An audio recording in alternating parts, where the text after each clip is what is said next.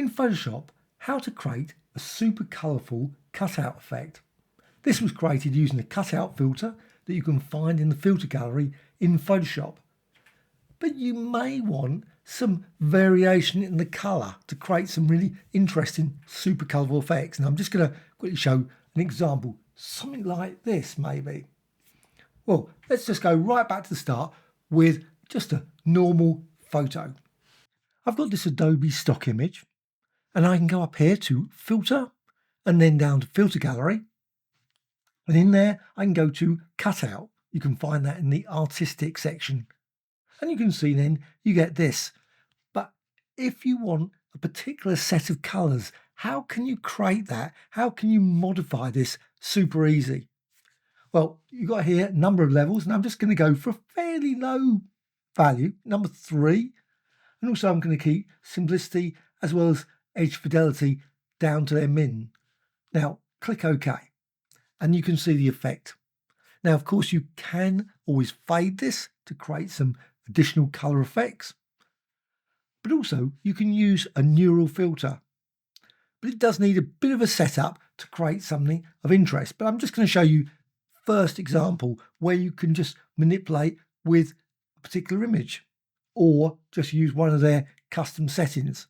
So filter, and then just go to neural filters. With that selected, you'll see you get all these ones, and you can go down here to color transfer. So color transfer. Now to set it on, you need to just click here. So just there, make certain it's active. Otherwise it won't work. And then you'll get these presets. Now some appear to do absolutely nothing. But if you click on some of them, just click on that and it will process it. And then you see you've now got this purple and pink effect. And also some other additional colours. But it's a fairly limited colour set as well. Or maybe go for this one and so on. So you can see a variety of different colourful designs from your cutout. But what if you want, say, reds and greens and blues, and you can't find an example here?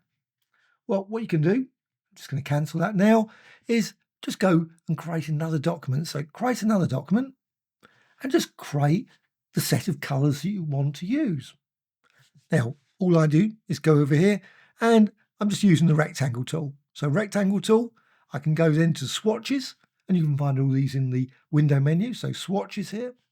And maybe you want to do it with, say, this one, light here. So just select that and then apply. Just apply it like this. So you just apply it there. You can also go to another one. Let's just go there, just apply that there. And maybe this purple here. You can see you can set all kinds of colours. Now I'm going to just go with 4. And then that one. Okay. And you can vary this, of course. You don't, you could keep this, but you could just use it just for now. Just very quick and easy file to create. And now just go back to the Adobe stock image and then just go here to filter and neural filters again. Select that and then down to color transfer. And again, you have to turn it on, unfortunately. Just turn that on there. And once that's active, you can go then to custom. So in custom, you've got a number of options. Let's just move this over a bit so you can see it better in case I'm blocking this effect. And you've got here custom and select an image. Well, you don't have to select an image. You could go and find an image that matches the sort of colours that you want, maybe greens and blues, etc. But you can use this one. And this is the one I just created, this untitled. Don't have to give it a name or anything, but you could, of course, call blue, green, etc. And you can just select it. And you can then see the example there. Now, the colours that are generated never exactly match there. There's obviously some variation that it creates, but it's certainly close, approximate to the colours you put here. There's, of course, no blues you can see there. You can see some greens and things. So it's not a perfect way of doing this, but this is using Lab.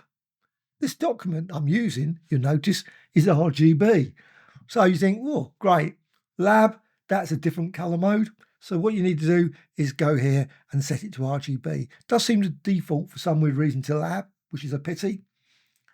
Now, I think slightly closer to what you've got. And you can see that the blue there, not perfect, but you've also got the yellows and you've got the purples and you've got this pinkish colour, flesh colour effect here.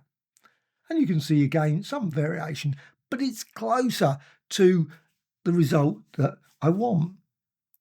And of course, there's also other options here. And that's the great thing about just drag this down and then you can see you've got hue. Now you've also got saturation as well, but let's just go for hue. And you can just change this. So you can just tweak this a bit, push this that way. And you can see as you do this, maybe just push this up, saturation a bit higher.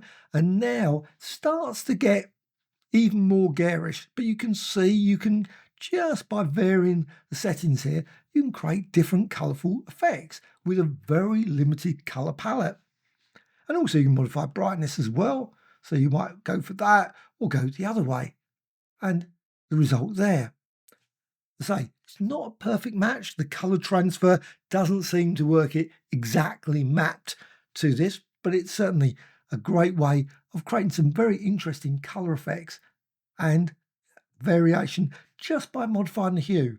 And you can see as you just drag this up, it will vary it and vary it again. And you get some, you think, you know what, that's a colour scheme that I would like. So I'm just going to go with that. Well, you could just go with the default, which I think is generally current layer. That's always the first one. That will create the effect on that layer, just wiping it out. Obviously, you just get, instead of what you had before, you then get this colour. But a better option, I think, well, you could use Smart Filter. Smart Filter is probably pretty good as well. But if you want to apply brush strokes, etc., Smart Filters, I think, are slightly more over the top. But you can always go for this one. New layer. A new layer is great because what happens is it generates a new layer with this image, but leaves the old one still there. So now what you can do, click OK. And then you've got this. Well, what you can then do is you can go over here to layers. It's just a standard layer. And you can go here and go blend modes. And you can run through this, maybe darken, multiply, go with color burn. Literally run through all the different color effects that you can see as you do it. You will find one that you think, you know what, that limited color set is exactly what I want.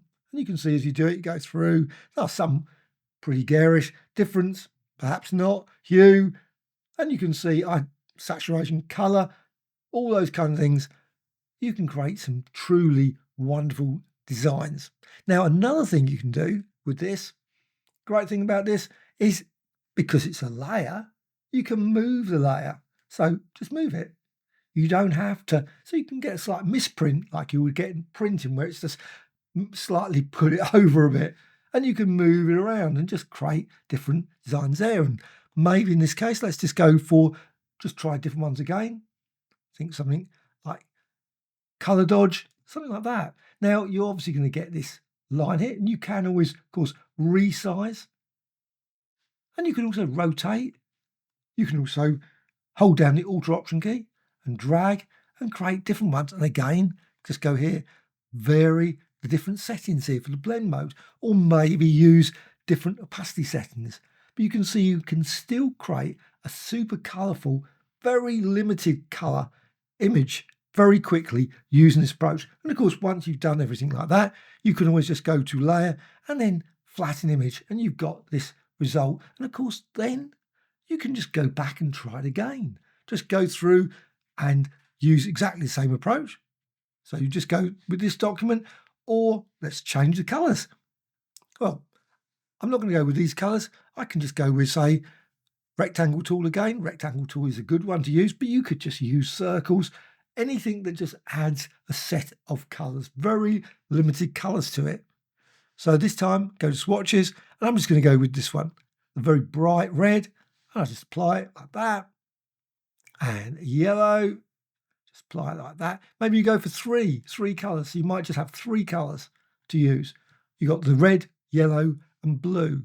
And you can go back now and use this document. Or, of course, just put it back to the original image, which is what I'm just going to do. So I'm just going to put it back to the original before I apply anything. So let's just go back there. exact same, just go to filter and then go down to filter gallery and in there cut out. So cut out, select that, and sometimes it might actually display it, but you can then change the number of levels, maybe go with just 2. Keep it very, very poster-like effect like this. Very basic colour set. Click OK. And you've got that. But again, instead of just having the colours you get here, which of course matches the image, you can then, exactly the same, just use this setting, but with a neural filter. So filter, and again, neural filters, and here, just go down there to colour transfer. Now you can also try some of the others as well. Some of the others are quite effective. Style transfer, landscape, I think they're great, but they often add some sort of weird imperfections into the mix. So again, make sure it's turned on, then go to custom, and then again, select your image there. And now you can see the result of that. And again, you can see the result doesn't exactly match the colours you got, but you can always change the settings here. So luminance, you've got there, saturation, colour strength, just tweak these settings. And you see, as you do that, you will get different colour effects very quickly. Again, just go down there, change hue. And actually that one creates a bit of weird bit of noise there, which is very strange. But you can see you can create all kinds of weird printed effects like this very simply by using this colour transfer feature with that cutout. And you can change the brightness if you want, maybe brightness that way as well. And then I'm using new layer again, really useful. Click OK. Great thing about the new layer is that you can always remove it. That's always a great thing. Or you can change colours as well. So image, adjustment, just use those instead. Just go hue, saturation, and that's just been applied to the layer you've created. And then you can see then you can tweak that. Maybe go for something like that, slightly garish, and click OK. I think that looks really pretty stunning. But you can again combine it with that original. So go to layers, got both. So you can go here, blend mode, and just run through there. And you can see as you do that, maybe something like that. I think that creates a nice, that's the lighter colour, creates a nice little edge effect around it. It's giving a sort of edge all the way around there. But again, go through the others and maybe there might be a colour scheme you think, you know what, that looks great. Again, a lot of noise is being generated here. But of course, another thing you can do is you can apply filters. It's just a layer and filter. Maybe go to blur, Gaussian blur, just apply a blurring effect like that. And you can see as you change that, it will result in a slightly different there. Maybe just go for 1.2, click OK. And again, just go to blend mode and run through. If you want to think, you know what, lovely garish green effect can be created very simply by using subtract in this case. And that is a combination of just these filters. So filter, go down here, filter gallery and cutout, and also neural filters and that color transfer feature, which I think is a very powerful tool, which you could use with any number of very basic images. And you could save a selection of these, maybe save them to your library. So window and go to libraries and just place them in the library. And then you can, of course, bring them back at any time and use them with any other image as well. Hope you found this tutorial of interest. Any thoughts and questions about the colour transfer as well as cutout, please let me know in the comments below. It'd be great to hear from you. A like or dislike, always appreciated. Please subscribe to the channel, always adding new videos about Photoshop and of course other applications like Affinity Photo, etc. as well. Bye.